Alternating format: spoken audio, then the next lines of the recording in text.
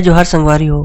अगर आप मन ला हमार वीडियो पसंद ही तो वीडियो ला लाइक करो और चैनल ला सब्सक्राइब जरूर करो।